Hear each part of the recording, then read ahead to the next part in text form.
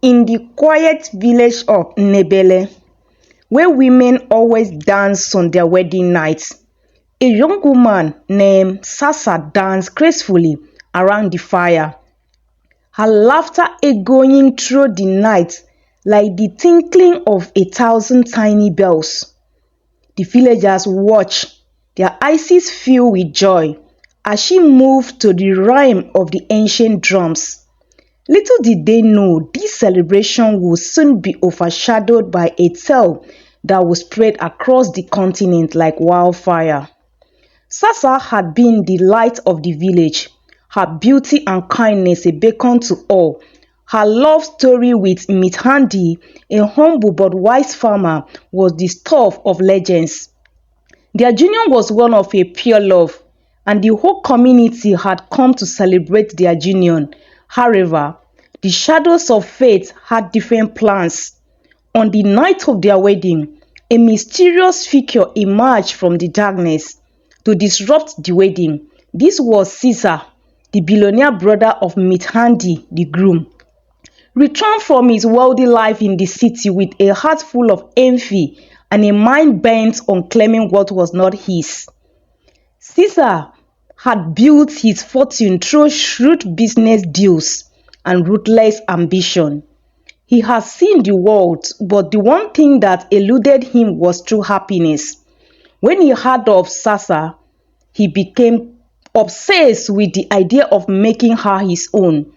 He watched from afar as she danced, her every move a silent declaration of love for his brother. His envy grew into a rageful fire, consuming his soul until he could think of nothing else but to possess her. He knew that Mthandi would never give her up willingly, so he devised a cunning plan. He whispered sweet words into the ears of the village elders, promising riches beyond their wildest dreams if they would only grant him Sasa hand in marriage. The elders, blinded by the prospect of wealth for their village, were swayed by his ways. They approached Mthandi with Caesar's proposal, expecting him to be overjoyed at the thought of sharing his good fortune. But Mthandi was a man of principle, and his love for Sasa was unshakable. He knew that his brother's intentions were not pure, and that his heart was as cold as the steel of the city's skyscrapers that had made him rich. He reviews his voice fame as the trunk of the ancient bamboo tree that stood silent over the village.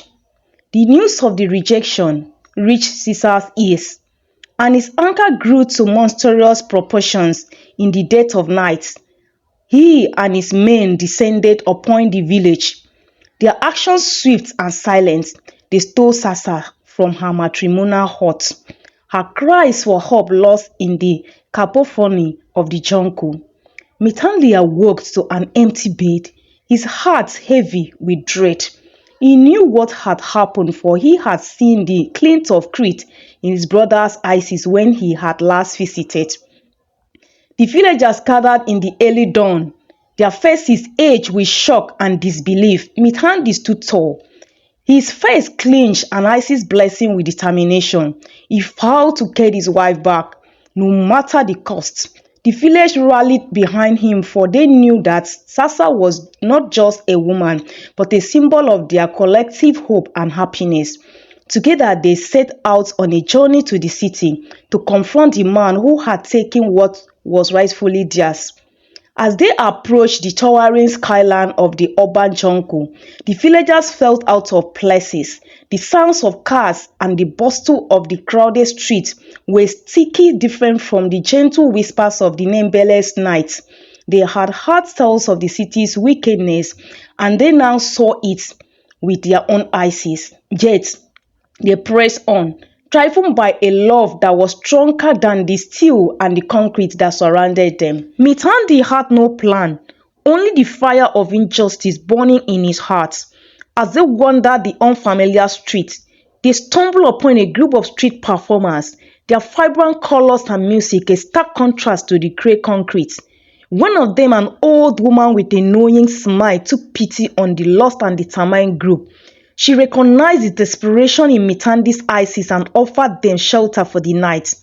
As they shared their story, the old woman revealed that she had once known Sisa. His heart was not always cold, she said, but wilds had twisted him, turning him into a creature of darkness. The next day, they ventured deeper into the city. Following whispers of Sisa's extravagant lifestyle, they found his towering mansion, a gleaming bastion of opulence that stood in stark contrast to the modest homes of Ndebele. Mthandi felt his resolve wavering at the sight of the impregnable fortress, but the love for Sass was a beacon that guided him forward. He devised a plan to infiltrate the mansion, disguising himself as a musician and offering his talents to entertain the billionaire's guests. The night of the grand ball, Mthandi played his heart out, his soulful melodies resonating through the grand halls. Sasa's dressed in finery that could never replace the joy stolen from her, heard the haunting tone and felt a pang of hope. She slipped away from the gilded cage and found Mthandi in the shadows. Their eyes met, and in that moment, their love burned brighter than the city lights. Please subscribe to our channel if you haven't already. Don't forget to like, comment, and share our content with your groups and on your timelines. Thank you. Mthandi and Sasa shared a brief but desperate embrace, whispering promises of escape. As the ball raged on, Mthandi plucked the strings of his instrument, each note a silent message to Sasa. They had to act fast, for Sasa's guards were vigilant. With the help of the old woman and her street performers friends, they encoded a daring plan to distract the guards with an explosion of color and sound. The street performers, now dressed in vibrant costumes, began to dance and sing in the streets surrounding the mansion. The city had never seen such a spectacular, and soon a crowd gathered, drawn by the incredible pull of the music. The guards, curious and unprepared, left the post to investigate the commotion. Sensing the opportunity, Mthandi and Sasa slipped through a slight door and into the chaos. Their hearts raced as they navigated the unfamiliar city. Hand in hand, the neon light cast eerie shadows on the pavement, and the smells of food from street vendors mingled with the exhaust fumes from the ever-present cars. They had to be careful. Caesar had ISIS everywhere, and discovery would mean an end to their hope of freedom. They moved through the alleyways, sticking to the shadows, their love for each other a silent bond that guided them. Mthandi had never felt such a fierce determination. He had left behind his plow and his fields to become a warrior for his bride. Sasa too had found strength in her despair. Her gentle spirit now tempered with the steel of a lioness protecting her cub. They had to be clever to outwit the beast that was Caesar. As they made their way to the village elder's secret contact, who could help them leave the city, they encountered the bustling marketplace. The vibrant colors of the African fabrics and the tantalizing smells of exotic spices filled the air, but it was the sound of a child's laughter that made them pause. Sasa's eyes filled with sadness as she remembered the simple joys of village life, the games she had played as a child, and the future she had dreamed of sharing with Mthandi. The sound also brought a sudden realization to Mthandi's, and they could not just run away. They had to expose Caesar's treachery and ensure that no other innocent soul suffered the same fate. They approached the elder contact, a wise woman known as Matilda, who had lived in the city for decades. Her eyes narrowed as she recognized the desperation etched on their faces. She agreed to help them, but only if they agreed to bring Caesar to justice. The villagers had to know the truth about the man they had once referred as an hero, With newfound resolve, Mthandi and Sasa agreed to her terms. Matilda revealed that she had once been a servant in Caesar's mansion and knew his secret. Together they hatched a plan. Mthandi would play the part of a wealthy businessman seeking an audience with Caesar to discuss a lucrative deal. Sasa, now dressed in the garb of a high-class servant, would be by his side, waiting for the perfect moment to reveal herself to the villagers who had been invited to the mansion for a grand feast, ostensibly to celebrate their union. The day of the feast arrived, and the villagers, adorned in their finest garments, were brought into the opulent dwelling hall. Caesar's smile was wide, but his eyes remained cold as he surveyed the room, seeking any sign of his brother's defense. As the feast began, Mthandi took the stage, his heart racing as he announced the true nature of their visit. The room grew tense, and the air was thicker with anticipation.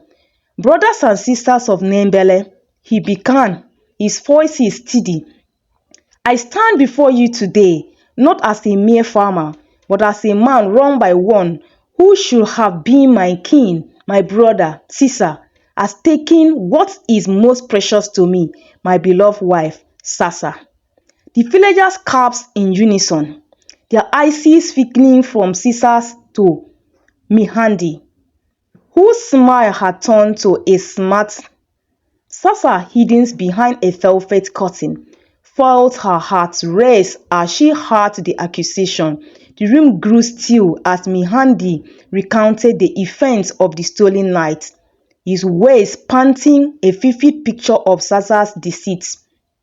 The billionaire face pale as he whispers grew louder.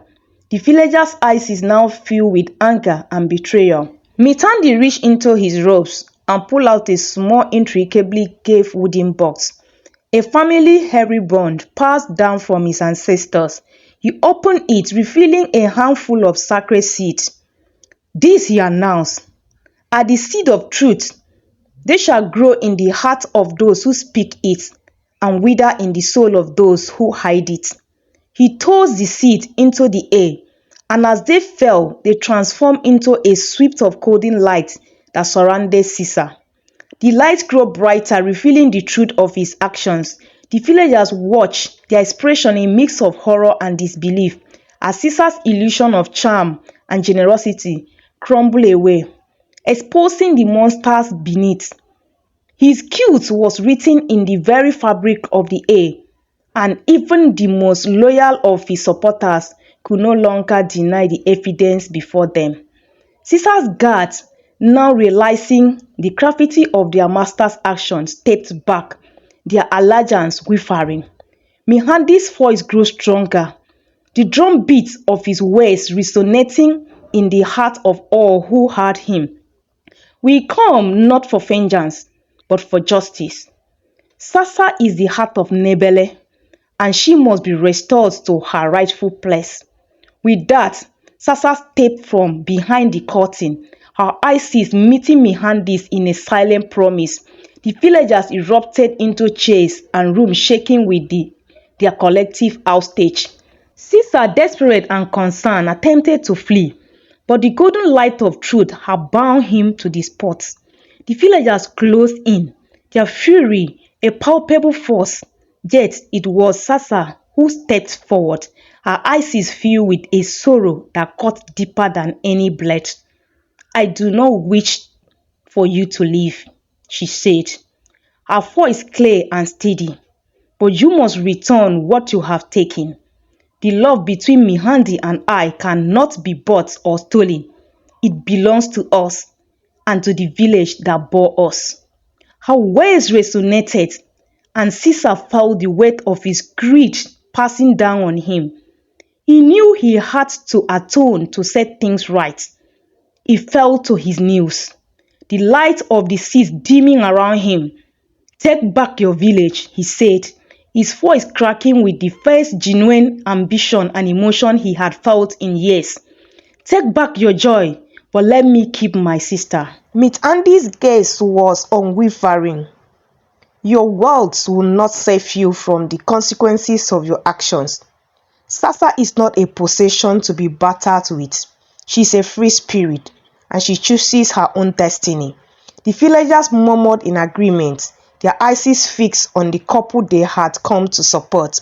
Caesar's arrogance had crumbled, and in its place was a man who finally understood the value of love and community. The golden light grew brighter, and the room was filled with the sweet scent of the seed as they took root in the heart of the villagers. Mthandi took Sasa's hand and addressed the assembly.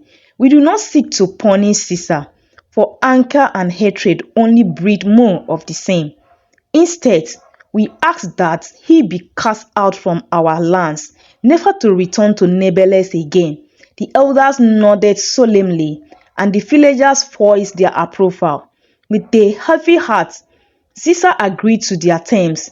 He knew that he could not undo what he had done, but perhaps he could prevent others from making the same mistakes. He handed over a deed to a large tract of fertile land outside the city, a gift to the village to ensure their prosperity.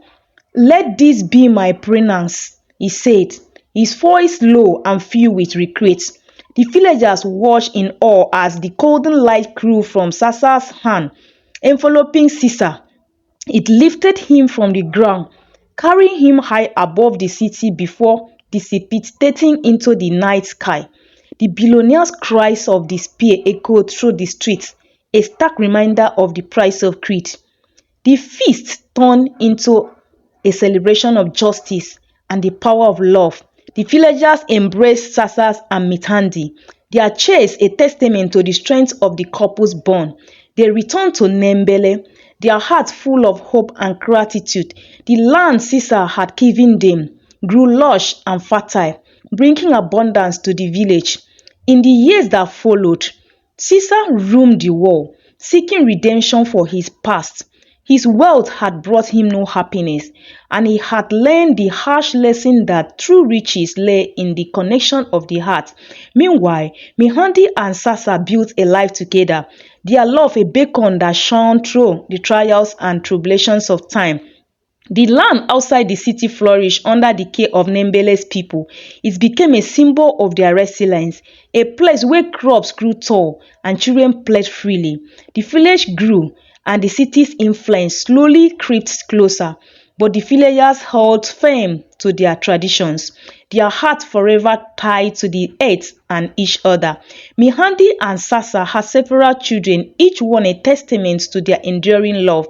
They watched as their eldest grew into a leader, much like Mthandi, with a keen sense of justice and a gentle hand. Their daughters were as wise and kind as their mother, their eyes reflecting the warmth of the smile. The village grew stronger, and each passing year, the bond between the couple serving as the foundation upon their Ndebele tribe. The tale of Sasa and Siza, the Stolenbride, was a cautionary story passed down from generation to generation. It served as a reminder of the corrupting influence of greed and the power of love to overcome adversity. The children of Ndebele grew up hearing of the billionaire's fall from grace, and the seeds of truth planted by Mthandi continue to blossom in their hearts. Thank you so much for watching, and stay tuned on our next video. If you haven't already, please subscribe to our channel. Also remember to like, comment, and share our content with your friends and on your timelines. Feel free to share your thoughts about the story in the comments section as well. Thank you.